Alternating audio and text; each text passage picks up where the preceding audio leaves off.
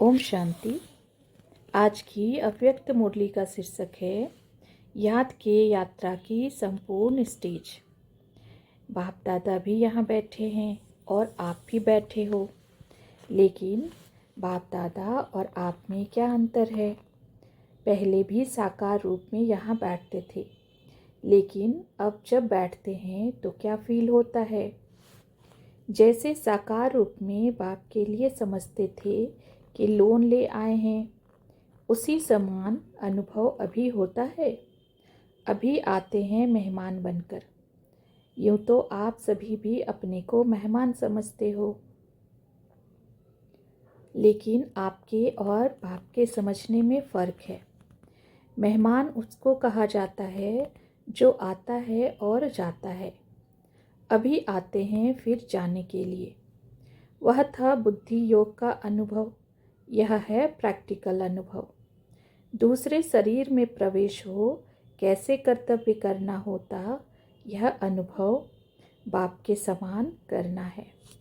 दिन प्रतिदिन तुम बच्चों की बहुत कुछ समान स्थिति होती जाएगी। आप लोग भी ऐसे अनुभव करेंगे, सचमुच जैसे लोन लिया हुआ है, कर्तव्य के लिए मेहमान है। जब तक अपने को मेहमान नहीं समझते हो, तब तक न्यारी अवस्था नहीं हो सकती है। जो ज़्यादा न्यारी अवस्था में रहते हैं, उनकी स्थिति में विशेषता क्या होती है? उनकी बोली से, उनके चलन से उपराम स्थिति का औरों को अनुभव होगा। जितना ऊपर स्थिति जाएगी, उतना उपराम होते जाएंगे। शरीर में होते हुए भी इस उपराम अवस्था तक पहुंचना है। बिल्कुल देह और देही अलग महसूस हो, उसको कहा जाता है याद के यात्रा की संपूर्ण स्टेज व योग की प्रैक्टिकल सिद्धि। बात करते करते जैसे न्यारापन खींचे, बात सुनते भी जैसे कि सुनते नहीं, ऐसी भासना औरों को भी आए। ऐसी स्थिति की स्टेज को कर्मातीत अवस्था कहा जाता है। कर्मातीत अर्थात देह के बंधन से भी मुक्त। कर्म कर रहे हैं, लेकिन उनके कर्मों का खाता नहीं बनेगा। जैसे कि न्यारे रहेंगे, कोई अटैचमेंट नहीं होगी। कर्म करने वाला अलग और कर्म अलग है। ऐसे अनुभव दिन प्रतिदिन होता जाएगा। इस अवस्था में ज़्यादा बुद्धि चलाने की भी आवश्यकता नहीं है। संकल्प उठा और जो होना है वही होगा। ऐसी स्थिति में सभी को आना होगा। मूल वतन जाने के पहले वाया सूक्ष्म वतन जाएंगे। वहाँ सभी को आकर मिलना है, फिर अपने घर चलकर फिर अपने राज्य में आ जाएंगे। जैसे साकार वतन में मेला हुआ, वैसे ही सूक्ष्म वतन में होगा। वह फरिश्तों का मेला नज़दीक है। कहानियाँ बताते हैं ना, फरिश्ते आपस में मिलते थे, रूह रूहों से बात करते थे। वही अनुभव करेंगे। तो जो कहानियाँ गाई हुई हैं, उसका प्रैक्टिकल में अनुभव होगा। उसी मेले के दिनों का इंतज़ार है। अभी सर्विस के निमित्त हैं, सभी कुछ भूले हुए बैठे हैं। उस अव्यक्त स्थिति में मन और तन व्यक्त देश में है। ऐसे अनुभव होता है। अपने को कहाँ के निवासी समझते हो? परम धाम के निवासी समझते हो? यह कितना समय याद रहता है? यह एक ही बात याद रहे कि हम परम धाम निवासी आत्मा इस व्यक्त देश में ईश्वरीय कर्तव्य करने के निमित्त आए हुए हैं। मधुबन में आकर के विशेष कौन सा गुण लिया है? मधुबन का विशेष गुण है मधुरता। मधु अर्थात मधुरता, स्नेही। जितना स्नेही होंगे, उतना बेहद का वैराग्य होगा। यह है मधुबन का अर्थ। अति स्नेही और इतना ही बेहद की वैराग्य वृत्ति। अगर मधुबन के विशेष गुण जीवन में धारण करके जाए तो सहज ही संपूर्ण बन सकते हैं। फिर जो रूहानी टीचर्स बनना चाहिए, तो नंबर 1 की टीचर बन सकते हो, क्योंकि जैसी अपनी धारणा होगी वैसे औरों को अनुभव में ला सकेंगे। इन दोनों गुणों की अपने में धारणा करनी है। मधुबन की लकीर से बाहर निकलने के पहले अपने में पूरी रीति यह भरकर जाना, एक स्नेह से, दूसरा बेहद की वैराग्य वृत्ति से कोई भी परिस्थितियों को सहज ही सामना करेंगे। सफलता के सितारे बनने के लिए यह 2 गुण मुख्य मधुबन की सौगात ले जाना है। जैसे कहाँ भी जाना होता है तो वहाँ जाते ही पूछा जाता है कि यहाँ की विशेष चीज़ क्या है। जो प्रसिद्ध विशेष चीज़ होती है वह जरूर साथ में ले जाते हैं। तो यहाँ मधुबन के 2 विशेष गुण अपने साथ ले जाना। जैसे स्थूल मधु ले जाते हो ना, वैसे यह सूक्ष्म मधुरता की मधु ले जाना। फिर सफलता ही सफलता है। असफलता आपके जीवन से मिट जाएगी। सफलता का सितारा अपने मस्तक में चमकते हुए देखेंगे। तुम सफलता के सितारे हो व पुरुषार्थ के सितारे हो, क्या समझते हो? सफलता के सितारे हो। जैसा लक्ष्य होता है वैसा ही लक्षण होता है। अगर अब तक यही सोचते रहेंगे कि हम पुरुषार्थी हैं तो ऐसा समझने से कई छोटी छोटी गलतियां अपने को माफ़ कर देते हो। समझते हो हम तो पुरुषार्थी हैं। इसलिए अब पुरुषार्थी नहीं लेकिन सफलता का स्वरूप बनना है। कहाँ तक पुरुषार्थ में रहेंगे? जब स्वयं सफलता स्वरूप बनेंगे तब दूसरी आत्माओं को भी सफलता का मार्ग बता सकेंगे। अगर खुद ही अंत तक पुरुषार्थी चलते रहेंगे तो संगम के प्रारब्ध का अनुभव कब करेंगे?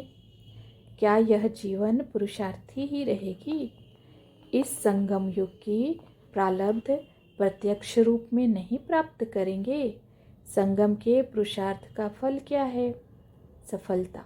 तो सफलता स्वरूप भी निश्चय करने से सफलता होती रहेगी। जब यह समझेंगे कि मैं हूँ ही सफलता का सितारा, तो असफलता कैसे आ सकती है? सर्वशक्तिवान की संतान कोई कार्य में असफल नहीं हो सकती। अपने मस्तक में विजय का सितारा देखते हो या देखेंगे? विजय तो निश्चित है ही ना। विजय अर्थात सफलता। अभी समय बदल रहा है। जब समय बदल गया तो अपने पुरुषार्थ को भी बदलेंगे ना। अब आपने सफलता का रूप दिखला दिया तो बच्चे भी रूप में व्यक्त देह में होते सफलता का रूप नहीं दिखाएंगे। अपने को सदैव सफलता का मूर्ति समझो। निश्चय को विजय कहा जाता है। जैसा विश्वास रखा जाता है वैसा ही कर्म होता है। निश्चय में कमी होगी तो कर्म में भी कमी हो जाएगी। स्मृति शक्तिवान है तो स्थिति और कर्म भी शक्तिवान होंगे। इसलिए कभी भी अपनी स्मृति को कमजोर नहीं रखना। शक्ति दल व पांडव कब असफल हो सकते हैं क्या? अपनी कल्प पहले वाली बात याद है कि पांडवों ने क्या किया था? विजयी बने थे। तो अब अपनी स्मृति को श्रेष्ठ बनाओ। अब संगम पर है विजय का तिलक। फिर इस विजय के तिलक से राज तिलक मिलेगा। इस विजय के तिलक को कोई मिटा नहीं सकते, ऐसा निश्चय है। जो विजयी रत्न है उनकी हर बात में विजय ही विजय है। उनकी हार हो नहीं सकती। हार तो बहुत जन्म खाते रहे, अब आकर विजयी बनने बाद फिर हार क्यों? विजय हमारी ही है, ऐसा एक बल एक भरोसा हो। बच्ची यदि ज्ञान में नहीं चलती है तो क्या करें? अगर कोई इस मार्ग में नहीं चल सकते हैं तो शादी करनी ही पड़े। उन्हों की कमजोरी भी अपने ऊपर से मिटानी है। साक्षी हो, मजबूरी भी करना होता है। वह हुआ फर्ज, लगन नहीं है। फर्ज पालन करते हैं। एक होता है लगन से करना, एक होता है निमित्त फर्ज निभाना। सभी आत्माओं का एक ही समय यह जन्म सिद्ध अधिकार लेने का पाठ नहीं है। परिचय मिलना तो जरूर है, पहचानना भी है, लेकिन कोई का पाठ अभी है, कोई का पीछे। बीजों में से कोई झट फल देता है, कोई देरी से फल देता है। वैसे ही यहाँ भी हर एक का अपने समय का पाठ है। फर्ज समझ करेंगे तो माया का मर्ज नहीं लगेगा, नहीं तो वायुमंडल का असर लग सकता है। इसलिए फर्ज समझ करना है। फर्ज और मर्ज में सिर्फ एक बिंदी का फर्क है, लेकिन बिंदी रूप में ना होने के कारण फर्ज भी मर्ज हो जाता है। जो मददगार हैं उन्हों को मदद तो सदैव मिलती है। बाप की मदद हर कार्य में कैसे मिलती है यह अनुभव होता है। एक दो के विशेष गुण को देख एक दो को आगे रखना है। किसको आगे रखना है? यह भी अपने को आगे बढ़ाना है। शिव जयंती पर आवाज़ फैलाना सहज होता है। जितनी हिम्मत हो उतना करो, क्योंकि फिर समय ऐसा आना है जो इस सर्विस के मौके भी कम मिलेंगे। इसलिए जितना कर सकते हो उतना करो। भूलें क्यों होती हैं? उसकी गहराई में जाना है। अंतर्मुख हो सोचना चाहिए, यह भूल क्यों हुई? यह तो माया का रूप है। मैं तो रचयिता बाप का बच्चा हूँ। अपने साथ एकांत में ऐसे ऐसे बात करो, उभारने की कोशिश करो। कहाँ भी जाना होता है तो अपना यादगार छोड़ना होता है और कुछ ले जाना होता है। तो मधुबन में विशेष कौन सा यादगार छोड़ा?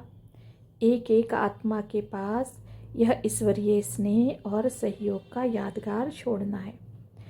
जितना एक दो के स्नेही सहयोगी बनते हैं उतना ही माया के विघ्न हटाने में सहयोग मिलता है।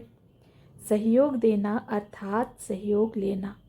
परिवार में आत्मिक स्नेह देना है और माया पर विजय पाने का सहयोग लेना है। यह लेन देन का हिसाब ठीक रहता है।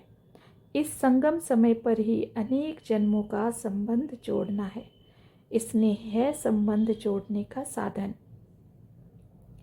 जैसे कपड़े सिलाई करने का साधन धागा होता है, वैसे ही भविष्य संबंध जोड़ने का साधन है स्नेह रूपी धागा। जैसे यहाँ जोड़ेंगे वैसे वहाँ जुटा हुआ मिलेगा। जोड़ने का समय और स्थान यह है।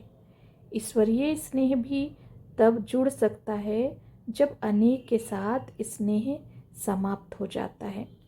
तो अब अनेक स्नेह समाप्त कर एक से स्नेह जोड़ना है। वह अनेक स्नेह भी परेशान करने वाले हैं और यह एक स्नेह सदैव के लिए परिपक्व बनाने वाला है। अनेक तरफ से तोड़ना और एक तरफ जोड़ना है। बिना तोड़े कभी जुट नहीं सकता। अभी कमी को भी भर सकते हो, फिर भरने का समय खत्म। ऐसे समझकर कदम को आगे बढ़ाना है। सभी तीव्र पुरुषार्थी हो व पुरुषार्थी हो, तीव्र पुरुषार्थी के मन के संकल्प में भी हार नहीं हो सकती है। ऐसी स्थिति बनानी है जो संकल्प में भी माया से हार ना हो। इसको कहा जाता है तीव्र पुरुषार्थी। वे शुद्ध संकल्पों में पहले से ही मन को बिजी रखेंगे तो और संकल्प नहीं आएंगे। पूरा भरा हुआ होगा तो एक बूंद भी ज़्यादा पड़ नहीं सकेगी, नहीं तो बह जाएगा। तो यही संकल्प मन में रहे जो व्यर्थ संकल्प आने का स्थान ही ना हो। इतना अपने को बिजी रखो। मन को बिजी रखने के तरीके जो मिलते हैं वह आप पूरे प्रयोग में नहीं लाते हो, इसलिए व्यर्थ संकल्प आ जाते हैं। एक तरफ बिजी रखने से दूसरा तरफ स्वयं छूट जाता है। मंथन करने के लिए तो बहुत खजाना है, इसमें मन को बिजी रखना है। समय की रफ्तार तेज है व आप लोगों के पुरुषार्थ की रफ्तार तेज है। अगर समय तेज चल रहा है और पुरुषार्थ ढीला है तो उसकी रिजल्ट क्या होगी? समय आगे निकल जाएगा और पुरुषार्थी रह जाएंगे। समय की गाड़ी छूट जाएगी, सवार होने वाले रह जाएंगे। समय की कौन सी तेज देखते हो? समय में बीती को बीती करने की तेज है। वही बात को